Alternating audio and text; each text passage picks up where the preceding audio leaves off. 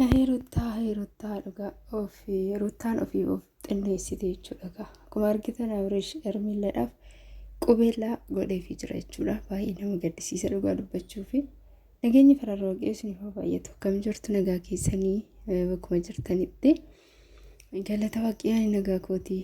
Egaa akkuma argitan samuuni kana waa'uma isaaniiti jechuudha.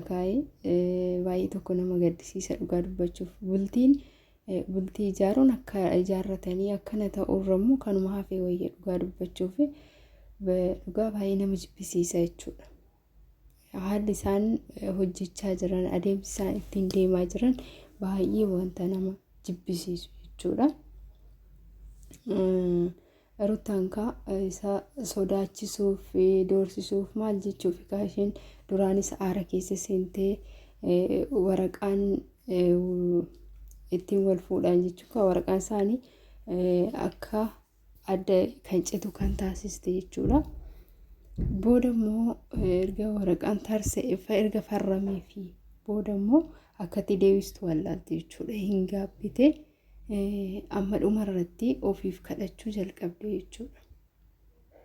Kanaaf isheen kan balleessite yeroo inni tole jedhee deebistee Ermillaa dhiisi jettee yeroo deeffatte deebistee diraamaa irratti hojjette sanii yeroo san balleessite jechuudha. Yeroo san osoo akkasumaan dhugumaan nagaa taatee wajjin jiraatte ta'ee adda hin bahani. Garuu amma ofishiitiif akka inni maal jedhama likii keessaa akka galu taasistee akka isaan dafanii qubeellaa godhatan taasiste jechuudha irra caalatti. Kanaaf dhugaa baay'ee tokko nama jibbisiisa. Immoo isheen gaabbitee kara deebistuun dhabde jechuudha. Inni immoo garaa kutatee fakkaata. Garaa kutannaanuu egaa Ermillaadhaa qubeellaa godhee obboleettiin isaallee buzee akkuma argitanii isheenillee isaanitti deebitee duraan fakkeessa turte beektanii. Ruttaa nama gor fakkaattee fakkeessaa turte jechuudha. Amma garuu akkatti gammadde Ermillaa fi kuni qubeellaa olii goonan jechuudha. Dhugaa baay'ee nama jibbisiisa. Takkatti soo ilaaltanii dubbiin dura baddee jechuudha. Dura jalqaba yeroo jaalala jalqabaniyyuu isa osoo hin taane isiitu barbaade jechuudha. Isiitu isheedha jaalalli qabee barbaaddee yeroo sanillee inni fiqir ishee faana kaachaa jira. Yaanni isaa ishee bira jira. Isheen immoo akka isii dagatu taasistee ruttaan akka isee jaallatu yeroo san hundi keessanuu argitaniirtu.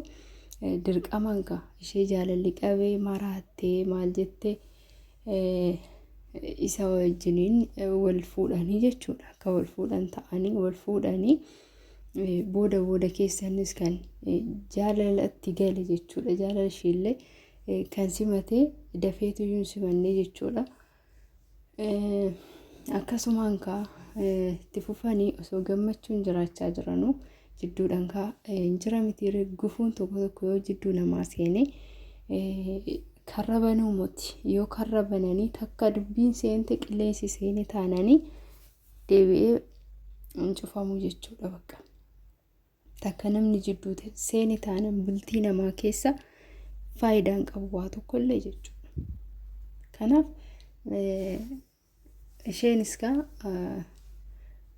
qilleensi akkas jidduu isaanii seenu taasisanii isaan lachuu jechuudha. Amma dhumarratti daa'imallee erga ulfooftee ji'a 9 guutuu haga deessee maal jettutti jechuudha. Ciqiciqiidhaan osuma wal nyaatanuu gargar akkas turaniitu maqaa kan ishee booda deesse jechuudha.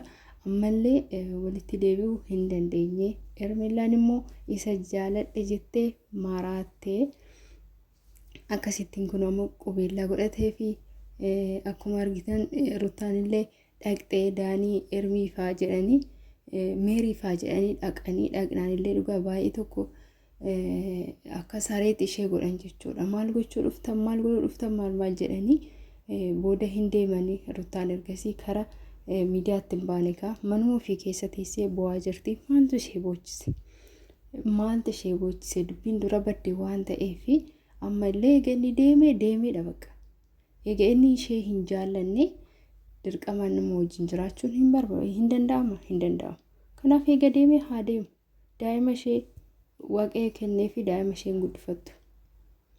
Amma deemtee of xinneessuu ta'a jechuudha. Of rakkasiisuu ta'a jechuudha. Kanaaf isheen illee akkas ta'aa jirti. Garagaltee isa kadhachaa bakka deemutti faana deemaa jirti. Egaa gaabbiif eegeen abbaa duuba oola jedhanii. Kanaaf egaa akkas ta'e dubbiin garas deemi. Egaa dhaloonni maalirraa barataadha? Dhaloota ammaa dhaloonni maalirraa barata? Ijoolleen gurguddatan, ijoolleen gara lafaa dhufan silaas bilbila ilaalaa guddatu, TV ilaalaa guddatu, maalirraa baratanii guddatu? Ijoolleen ganaa guddatu maalirraa barate jira kan? Keessattuu yuutuubaroota warra uttaa jiraati dhugaa dubbachuuf kan akkanatti daandii gadhiisan jechuudha. Yuutuubaroota buttaa jiraate akka jiranitti karaa Finfinnee dhufanii jechuudha. Egaa waaqayyoo laphee waan gaarii yaadu isaaniif haa kennu. Akkuma argitan obboleessi Tanbiitillee Tanbiin ka baay'ee tokko wajjin aaraa jirti jechuudha. Waaqayyo laphee waan gaarii isaanii yaadu isaaniif haa kennu. Homaa gochu.